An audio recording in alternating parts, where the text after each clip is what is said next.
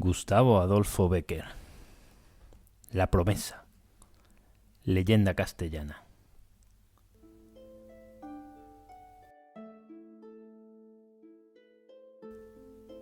Margarita lloraba con el rostro oculto entre las manos. Lloraba sin gemir, pero las lágrimas corrían silenciosas a lo largo de sus mejillas, deslizándose por entre sus dedos para caer en la tierra hacia la que había doblado su frente. Junto a Margarita estaba Pedro.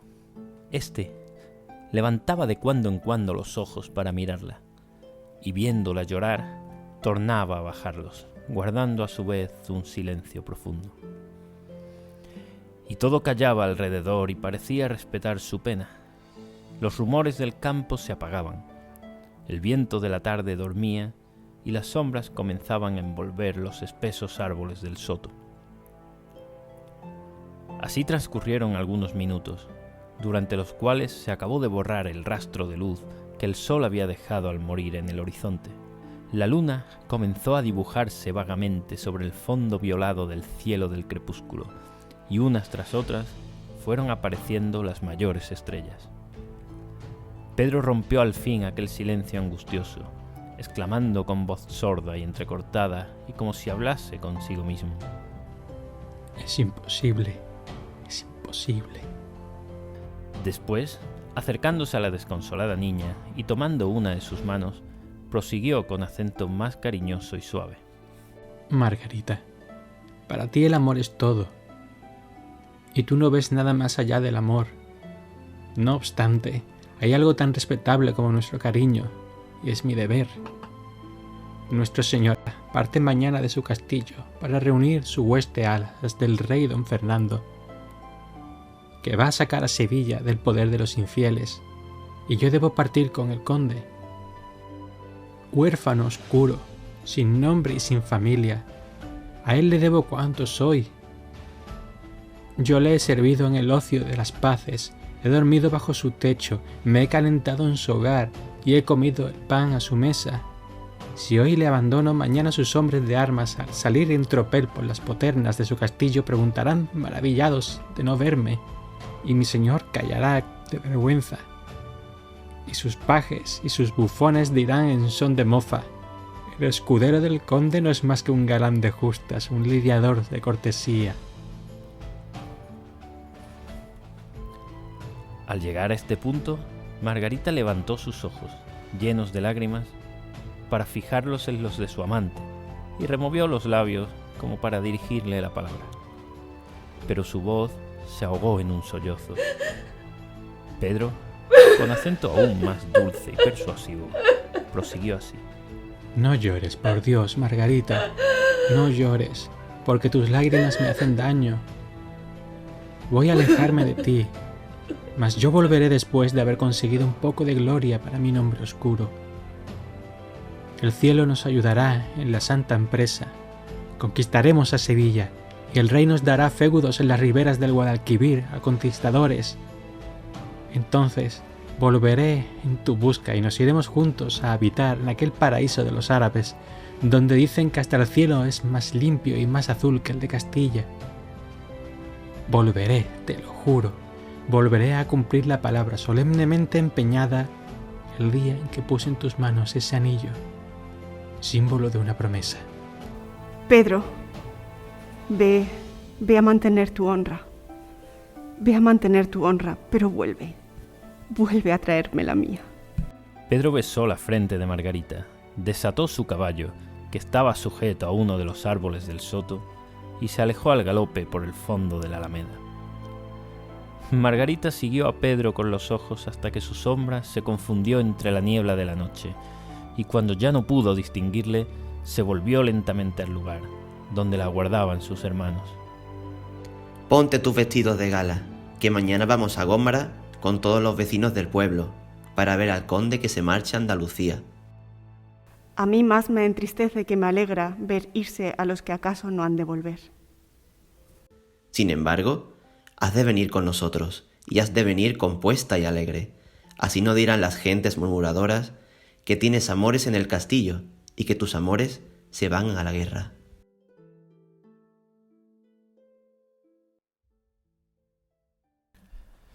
Apenas rayaba en el cielo la primera luz del alba, cuando empezó a oírse por todo el campo de Gómara la aguda trompetería de los soldados del conde, y los campesinos, que llegaban en numerosos grupos de los lugares cercanos, vieron desplegarse al viento el pendón señorial en la torre más alta de la fortaleza.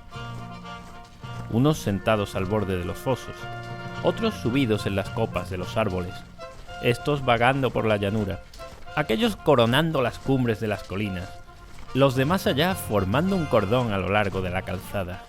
Ya haría cerca de una hora que los curiosos esperaban el espectáculo, no sin que algunos comenzaran a impacientarse, cuando volvió a sonar de nuevo el toque de los clarines.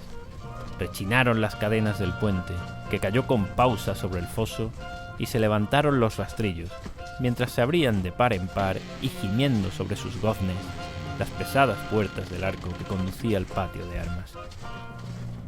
La multitud corrió a agolparse en los ribazos del camino para ver más a su sabor las brillantes armaduras y los lujosos arreos del séquito del conde de Gómara, célebre en toda la comarca por su esplendidez y sus riquezas. Rompieron la marcha los farautes, que deteniéndose de trecho en trecho, pregonaban en alta voz y a son de caja las cédulas del rey, llamando a sus feudatarios a la guerra de moros y requiriendo a las villas y lugares libres para que diesen paso y ayuda a sus huestes. A los farautes siguieron los heraldos de corte, ufanos con sus casullas de seda, sus escudos bordados de oro y colores y sus birretes guarnecidos de plumas vistosas. Después vino el escudero mayor de la casa, armado de punta en blanco, caballero sobre un potro morcillo, llevando en sus manos el pendón de rico hombre con sus motes y sus calderas, y al estribo izquierdo el ejecutor de las justicias del señorío vestido de negro y rojo. Precedían al escudero mayor hasta una veintena de aquellos famosos trompeteros por la tierra llana, célebres en las crónicas de nuestros reyes por la increíble fuerza de sus pulmones. Cuando dejó de herir al viento el agudo clamor de la formidable trompetería, comenzó a oírse un rumor sordo, compasado y uniforme. Eran los peones de la mesnada, armados de largas picas y provistos de sendas adargas de cuero. Tras estos, no tardaron en aparecer los aparejadores de las máquinas, con sus herramientas y sus torres de palo, las cuadrillas de escaladores y la gente menuda del servicio de las acémilas. Luego, envueltos en la nube de polvo que levantaba el casco de sus caballos y lanzando chispas de sus petos de hierro, pasaron los hombres de armas del castillo, formados en gruesos pelotones que semejaban a lo lejos un bosque de lanzas.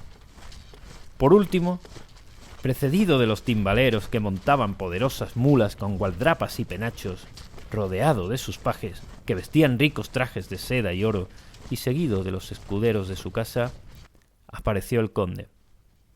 Al verle, la multitud levantó un clamor inmenso para saludarle, y entre la confusa vocería se ahogó el grito de una mujer, que en aquel punto cayó desmayada y como herida de un rayo en los brazos de algunas personas que acudieron a socorrerla. Era Margarita, que había conocido a su misterioso amante en el muy alto y muy temido señor conde de Gómara, uno de los más nobles y poderosos feudatarios de la corona de Castilla.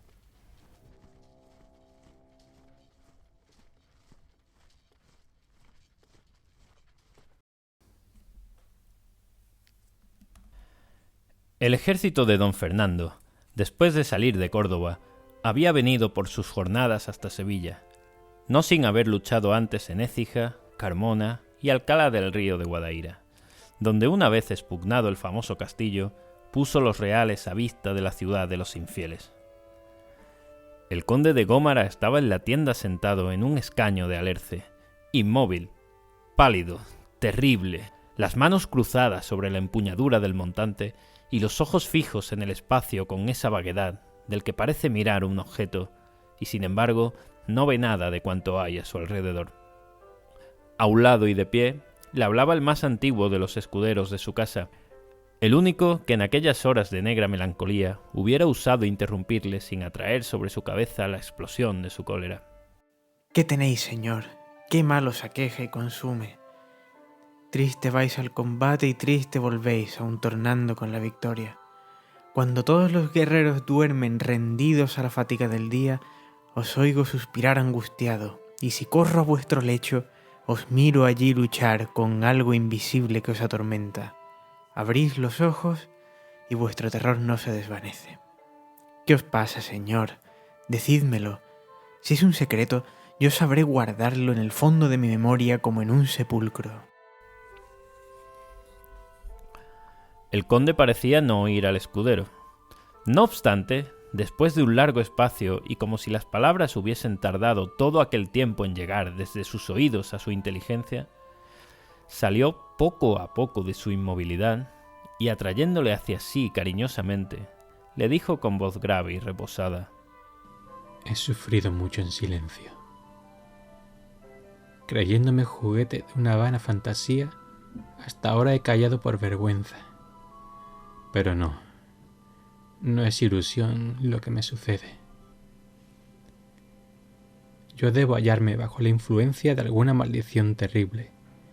El cielo o el infierno deben querer algo de mí y lo avisan con hechos sobrenaturales. ¿Te acuerdas del día de nuestro encuentro con los moros de Nebrija en el aljarafe de Triana? Éramos pocos. La pelea fue dura y yo estuve a punto de perecer. Tú lo viste. En lo más reñido del combate, mi caballo herido y ciego de furor se precipitó hacia el grueso de la hueste mora. Yo pugnaba en balde por contenerle. Las riendas se habían escapado de mis manos y el fogoso animal corría llevándome a una muerte segura. Ya los moros, cerrando sus escuadrones, apoyaban en tierra el cuento de sus largas picas para recibirme en ellas. Una nube de saetas silbaba en mis oídos. El caballo estaba a algunos pies de distancia del muro de hierro en que íbamos a estrellarnos cuando... Créeme, no fue una ilusión. Vi una mano que agarrándole de la brida lo detuvo con una fuerza sobrenatural. Y volviéndole en dirección a las filas de mis soldados, me salvó milagrosamente. En vano pregunté a unos y a otros por mi salvador. Nadie le conocía, nadie le había visto. Cuando volabais a estrellaros en la muralla de picas, me dijeron, ibais solo, completamente solo. Por eso nos maravillamos al veros tornar, sabiendo que ya el corcel no obedecía al jinete.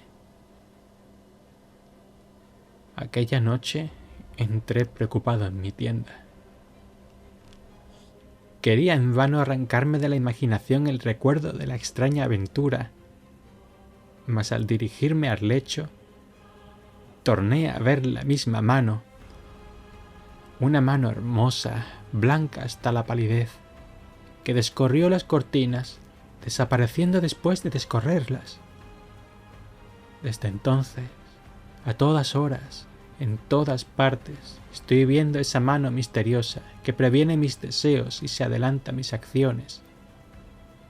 La he visto al expugnar el castillo de Triana, coger entre sus dedos y partir en el aire una saeta que venía a herirme. La he visto en los banquetes donde procuraba ahogar mi pena entre la confusión y el tumulto, escanciar el vino en mi copa, y siempre se halla delante de mis ojos, y por donde voy me sigue, en la tienda, en el combate, de día, de noche, ahora mismo.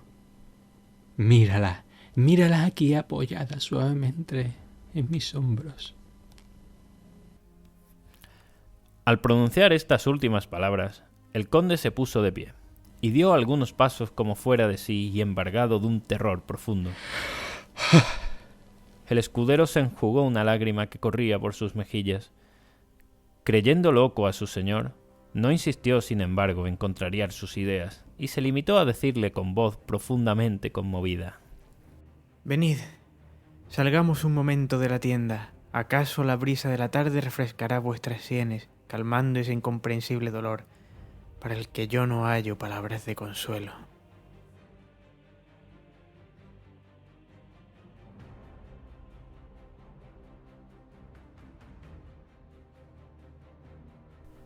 El real de los cristianos se extendía por todo el campo de Guadaíra hasta tocar la margen izquierda del Guadalquivir. Enfrente del real, y destacándose sobre el luminoso horizonte, se alzaban los muros de Sevilla, flanqueados de torres, almenadas y fuertes. Por cima de la corona de almenas rebosaba la verdura de los 1000 jardines de la morisca ciudad, y entre las oscuras manchas del follaje lucían los miradores blancos como la nieve, los minaretes de las mezquitas y la gigantesca atalaya, sobre cuyo aéreo pretil lanzaban chispas de luz, heridas por el sol, las 4 grandes bolas de oro que desde el campo de los cristianos parecían 4 llamas.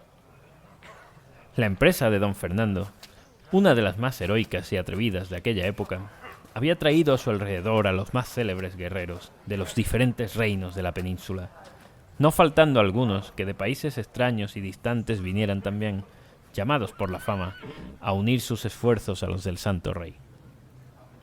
Tendidas a lo largo de la llanura, mirábanse, pues, tiendas de campaña de todas formas y colores, sobre el remate de las cuales ondeaban al viento distintas enseñas con escudos partidos, astros, grifos, leones, cadenas, barras y calderas, y otras 100 y 100 figuras o símbolos heráldicos que pregonaban el nombre y la calidad de sus dueños. Por entre las calles de aquella improvisada ciudad circulaban en todas direcciones multitud de soldados que, hablando dialectos diversos y vestido cada cual al uso de su país, y cada cual armado a su guisa, formaban un extraño y pintoresco contraste. Aquí descansaban algunos señores de las fatigas del combate, sentados en escaños de alerce a la puerta de sus tiendas y jugando a las tablas, en tanto que sus pajes les escanciaban el vino en copas de metal. Allí algunos peones aprovechaban un momento de ocio para aderezar y componer sus armas rotas en la última refriega. Más allá cubrían de saetas un blanco los más expertos ballesteros de la hueste, entre las aclamaciones de la multitud, pasmada de su destreza. Y el rumor de los atambores, el clamor de las trompetas, las voces de los mercaderes ambulantes, el golpear del hierro contra el hierro, los cánticos de los juglares que entretenían a sus oyentes con la relación de hazañas portentosas y los gritos de los farautes que publicaban las ordenanzas de los maestres del campo, llenando los aires de 1000 y 1000 ruidos discordes, prestaban a aquel cuadro de costumbres guerreras una vida y una animación imposible de pintar con palabras. El conde de Gómara, acompañado de su fiel escudero, atravesó por entre los animados grupos sin levantar los ojos de la tierra, silencioso, triste, como si ningún objeto hiriese su vista ni llegase a su oído el rumor más leve. Andaban maquinalmente, a la manera que un sonámbulo cuyo espíritu se agita en el mundo de los sueños, se mueve y marcha sin la conciencia de sus acciones y como arrastrado por una voluntad ajena a la suya. Próximo a la tienda del rey y en medio de un gran corro de soldados, pajecillos y gente menuda que le escuchaban con la boca abierta apresurándose a comprarle alguna de las baratijas que anunciaba a voces y con hiperbólicos encomios, había un extraño personaje, mitad romero, mitad juglar, que, ora recitando una especie de letanía en latín bárbaro, ora diciendo una bufonada o una chocarrería, mezclaba en su interminable relación chistes capaces de poner colorado a un ballestero con oraciones devotas, historias de amores picarescos con leyendas de santos. En las inmensas alforjas que colgaban de sus hombros se hallaban revueltos y confundidos 1000 objetos diferentes. Cintas tocadas en el sepulcro de Santiago, cédulas con palabras que él decía ser hebraicas, las mismas que dijo el rey Salomón cuando fundaba el templo, y las únicas para libertarse de toda clase de enfermedades contagiosas. Bálsamos maravillosos para pegar a hombres partidos por la mitad. Evangelios cosidos en bolsitas de brocatel. Secretos para hacerse amar de todas las mujeres. Reliquias de los santos patrones de todos los lugares de España. Joyuelas, cadenillas, cinturones, medallas y otras muchas baratijas de alquimia de vidrio y plomo. Cuando el conde llegó cerca del grupo que formaban el romero y sus admiradores, comenzaba éste a templar una especie de bandolina o guzla árabe con que se acompañaba en la relación de sus romances. Después que hubo estirado bien las cuerdas unas tras otras y con mucha calma, mientras su acompañante daba la vuelta al corro sacando los últimos cornados de la flaca escarcela de los oyentes, el romero comenzó a cantar con voz gangosa y con un aire monótono y plañidero un romance que siempre terminaba con el mismo estribillo. El conde se acercó al grupo y prestó atención. Por una coincidencia al parecer extraña, el título de aquella historia respondía en un todo a los lúgubres pensamientos que embargaban su ánimo. Según había anunciado el cantor antes de comenzar, el romance se titulaba El romance de la mano muerta. Al oír el escudero tan extraño anuncio, pugnó por arrancar a su señor de aquel sitio, pero el conde, con los ojos fijos en el juglar, permaneció inmóvil escuchando esta cántiga. La niña tiene un amante que escudero se decía. El escudero le anuncia que a la guerra se partía. Te vas y acaso no tornes. Tornaré por vida mía. Mientras el amante jura, diz que el viento repetía. Mal haya quien en promesas de hombre fía. El conde con la mesnada de su castillo salía. Ella, que lo ha conocido, con gran aflicción gemía. ¡Ay de mí, que se va el conde y se lleva la honra mía! Mientras la cuitada llora, diz que el viento repetía. Mal haya quien en promesas de hombre fía. Su hermano, que estaba allí, estas palabras oía. Nos has deshonrado, dice. Me juró que tornaría. No te encontrarás si torna donde encontrarte solía. Mientras la infelice muere, diz que el viento repetía. Mal haya quien en promesas de hombre fía. Muerta la llevan al soto, la han enterrado en la umbría. Por más tierra que la echaban, la mano no se cubría. La mano donde un anillo que le dio el conde tenía. De noche sobre la tumba, diz que el viento repetía. Mal haya quien en promesas de hombre fía.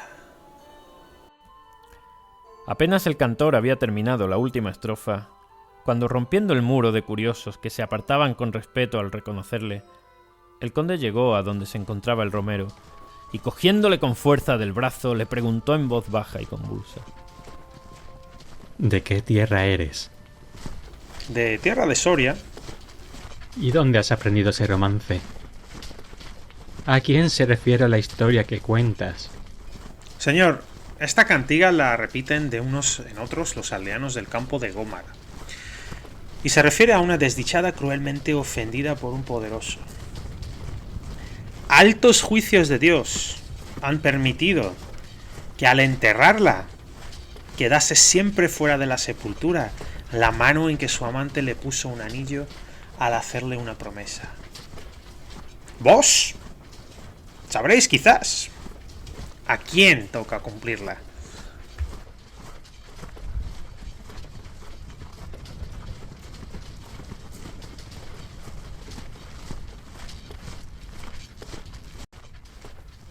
En un lugarejo miserable y que se encuentra a un lado del camino que conduce a Gómara, he visto, no hace mucho, el sitio en donde se asegura tuvo lugar la extraña ceremonia del casamiento del conde. Después que éste, arrodillado sobre la humilde fosa, estrechó en la suya la mano de Margarita y un sacerdote autorizado por el Papa bendijo la lúgubre unión, es fama que cesó el prodigio y la mano muerta se hundió para siempre.